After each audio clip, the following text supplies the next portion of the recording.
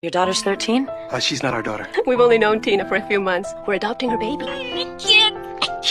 Yes, you can. I did that before. I know you were doing such a hard thing, and you were doing a great job. I've seen grown women who can't hang in there like that. I'm gonna die.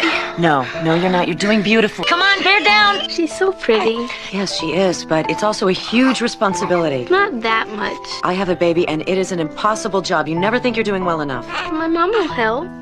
I'd pay you guys back someday for the prenatal stuff. We don't want the money, Tina. You shouldn't change your mind right now where everything's so emotional. Tina!